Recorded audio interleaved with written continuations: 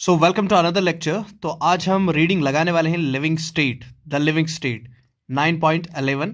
तो अभी तक हमने 9.10 जो बायोमोलिक्यूल्स है, मेटाबॉलिक बेसिस फॉर लिविंग, तो वो हमने वहाँ तक की रीडिंग लगा दी है। तो आज हम रीडिंग लगाने वाले हैं द लिविंग स्टेट की, और एक्सपेक्टेड है कि इसमें क्वेश्चन तो आ ही जाएगा।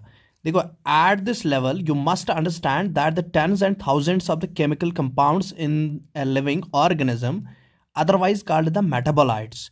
कहता है कि एट दिस लेवल, इस लेवल पर, यू मस्ट अंडरस्टैंड, आपको ये जानना जरूरी है, that the tens and thousands of the chemical compounds, हजारों और हजारों की तादाद में, ठीक है, हजारों की तादाद में जो केमिकल कंपाउंड्स पाए जाते हैं किनमें, लिविंग ऑर्गेनिजम्स में, वो क्या होते हैं, otherwise called as the metabolites. उनको अदरवाइज हम उनका दूसरा बेसिकली हम उनको क्या बोलते हैं, मेटाबोलाइट्स बोलते हैं। क्यों हम उनको मेटाबोलाइट्स बोलते हैं?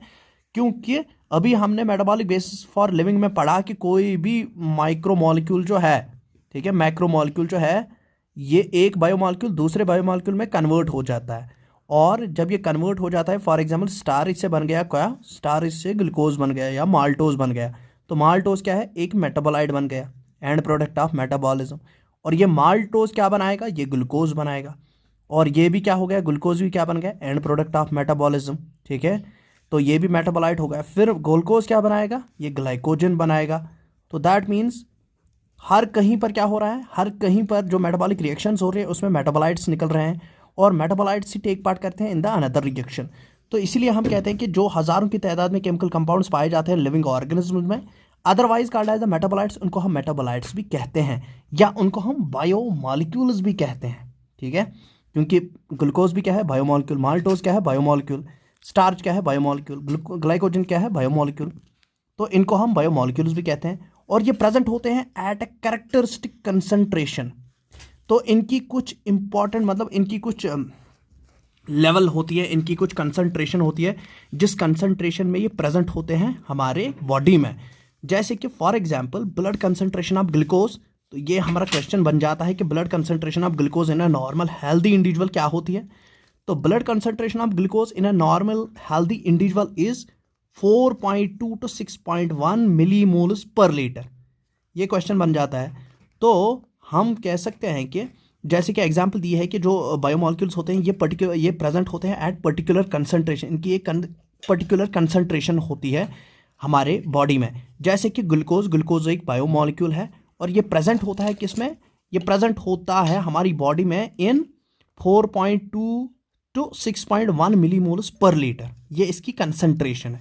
वाइल दैट ऑफ हार्मोन्स, लेकिन अगर हम हार्मोन्स की बात की जाए, हार्मोन्स क्या होते हैं, किसके बने होते हैं, प्रोटीन्स के बने होते हैं मेनली, वुड बी नैनोग्राम्स पर मिलीलीटर। ये भी प्रेजेंट होते हैं, लेकिन सबसे कम अमाउंट में ये प्रेजेंट होते हैं, दैट इज नैनोग्राम्स पर एम एल। तो ये भी याद रखना है कि हार्मोन्स हमारी बॉडी में किस कंसंट्रेशन में होते हैं, नैनोग्राम्स पर M L. The most important fact of the biological system is that, तो सबसे इंपॉर्टेंट फैक्ट जो बायोलॉजिकल सिस्टम का है, एक लिविंग बॉडी का है, is that all living organism, सारे लिविंग ऑर्गेनिज्म्स एग्जिस्ट होते हैं एक स्टडी स्टेट में, ठीक है। Study state characterized by concentration of each of these biomolecules. Study state क्या होगी, स्टडी स्टेट मतलब हम कहते हैं कि स्टडी स्टेट बेसिकली एक नॉन इक्विलिब्रियम स्टेट होती है, एक स्टेट होती है जिसमें जो कंसंट्रेशंस होती है बायोमॉलिक्यूल्स की, वो क्या हो रहती है, उनकी एक कैरेक्टरिस्टिक कंसंट्रेशन रहती है, मतलब पर्टिकुलर कंसंट्रेशन रहती है हर किसी बायोमॉलिक्यूल की हमारी बॉडी के अंदर। तो इसीलिए क्या हमारे बॉडी में क्या रहता है, स्टडी स्टेट रह जाती है। These biomolecules are in a metabolic flux. देखो मेटाबॉलिक फ्लक्स क्या होता है, चेंजिंग। तो दीज बायोमॉलिक्यूल्स, ये जो बायोमॉलिक्यूल्स होते हैं, they are seen in the metabolic flux. That means they are always seen in changing pattern. ये ऑलवेज हो जाते हैं चेंज, ये होते हैं मेटाबॉलिक फ्लक्स में। Metabolic flux means they are always in the changing mood. इनकी ये चेंज हो जाते हैं, ट्रांसफॉर्म हो जाते हैं, ये मेटाबॉलिक फ्लक्स में होते हैं। एनी केमिकल और the physical process moves spontaneously to equilibrium. कोई भी केमिकल या फिजिकल प्रोसेस जो होती है वो मूव हो जाती है स्पॉन्टेनियसली, दैट मीन्स कंटिन्यूसली वो किसकी तरफ मूव हो जाती है, इक्विलिब्रियम की। चाहे कोई भी केमिकल रिएक्शन हो, वो इक्विलिब्रियम वो इक्विलिब्रियम की तरफ मूव हो जाती है। The steady state is a non equilibrium state. यहाँ पर आप याद रख लेना, स्टेडी स्टेट इक्विलिब्रियम स्टेट नहीं होती है, it is a non equilibrium state. And जब तक हमारी बॉडी में नॉन इक्विलिब्रियम स्टेट बरकरार है, कायम है, तभी तक हम लिविंग है, तभी तक हम फंक्शन कर पाएंगे। क्योंकि अगर हमारे अंदर जो भी मेटाबॉलिक रिएक्शंस हैं, अगर वो इक्विलिब्रियम पर आ गए तो हम लिविंग नहीं रहेंगे, हम डेथ हो जाएंगे, हमारी डेथ हो जाएगी। तो ऑलवेज याद रखना है कि steady state is a non equilibrium state. One should remember from the physics that the system at equilibrium cannot perform work.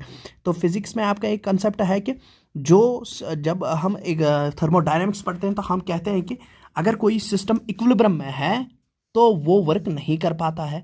तो उसी तरीके से अगर हमारे अंदर मेटाबॉलिक रिएक्शंस इक्विलिब्रियम पर आ गई तो हम वर्क नहीं कर पाएंगे, हमारे अंदर प्रोसेस स्टॉप हो जाएंगे और हम मर जाएंगे।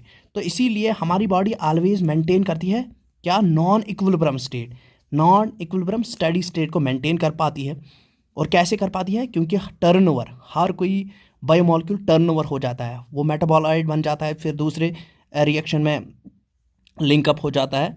तो all the living organs work continuously, they can not afford to reach the equilibrium. तो सारे लिविंग ऑर्गेनिजम्स वर्क कंटिन्यूसली करते हैं in order not to reach to equilibrium, in order to reach to equilibrium नहीं, वो always work करते हैं biomolecules कि हम कभी भी इक्विलिब्रियम में ना पहुंचे। इसीलिए हर कोई मेटाबोलाइट किस में कन्वर्ट होता है, दूसरे प्रोडक्ट में कन्वर्ट होता है, वो प्रोडक्ट बन जाता है मेटाबोलाइट और कन्वर्ट हो जाता है तीसरे में। तो ऑलवेज यहाँ पर क्या रह जाता है, कांस्टेंट चेंजिंग रहती है बायोमॉलिक्यूल्स की। तो hence the living state is a non equilibrium state, और ये हमारा नीट का क्वेश्चन बन जाता है, इसमें सारे क्वेश्चन ही बन रहे हैं। हैनस द लिविंग स्टेट, जो लिविंग स्टेट होती है ये क्या है, एक नॉन इक्विलिब्रियम स्टेडी स्टेट। याद रखना, नॉन इक्विलिब्रियम स्टेडी स्टेट ही लिविंग स्टेट होती है जिससे हम वर्क कर पाते हैं। वाइल अगर हमारी लिविंग स्टेट किस में पहुंच गई, इक्विलिब्रियम स्टेट पर पहुंच गई, तो हम एबल टू वर्क नहीं कर पाएंगे, हम डेथ हो जाएंगे। Living process is a constant effort, जो लिविंग प्रोसेस होते हैं ये एक कांस्टेंट एफोर्ट होता है to prevent falling into equilibrium. तो हम इक्विलिब्रियम में ना पहुंचे, इसीलिए कांस्टेंटली क्या हो जाते हैं, हम नॉन इक्विलिब्रियम स्टेट में जो हमारे बायोमॉलिक्यूल्स होते हैं वो कंटिन्यूसली ट्रांसफॉर्म हो जाते हैं। तो यही इफोर्ट्स हमारे बायोमॉलिक्यूल्स अंदर मेटाबॉलिक रिएक्शन में बायोमॉलिक्यूल्स यही इफोर्ट्स लगाते हैं कि हम कभी भी इक्विलिब्रियम में ना आए, preventing falling into equilibrium. This is achieved by input energy. तो ये कैसे अचीव होता है, बाय एनर्जी इनपुट। तो जब हम कुछ चीज़ खाएंगे, एनर्जी इनपुट करेंगे, तभी तो हम क्या करेंगे, तभी तो हमारे कांस्टेंट एफोर्ट्स रहेंगे कि we should not fall into the equilibrium. तो metabolism provides a mechanism, metabolism एक मैकेनिज्म प्रोवाइड करता है for the production of energy. Energy कैसे हासिल होती है, जब हम मेटाबॉलिज्म करेंगे, किसी चीज़ का मेटाबॉलिज्म, न्यूट्रिएंट्स का मेटाबॉलिज्म करेंगे। Hence the living state and metabolism are synonymous. इसी तरीके से हम लिख रहे हैं कि जो लिविंग स्टेट होती है और मेटाबॉलिज्म, ये दोनों क्या है, ये दोनों सिमिलर ही है। Without metabolism there can't be a living state. तो यहाँ मेटाबॉलिज्म के बगैर लिविंग स्टेट अटेन नहीं हो सकती है। ठीक है, तो ये बहुत ही मस्ट रीड टॉपिक है ये, और मस्ट रीड टॉपिक में इसमें बहुत सारे क्वेश्चंस बन जाते हैं। ठीक है, तो यहाँ तक तो हो गए कौन सा, लिविंग स्टेट, और इसके हम टॉपिक वाइज भी क्वेश्चंस लाएंगे। ठीक है, and not to forget just subscribe my channel, ठीक है, एंड लाइक माई चैनल।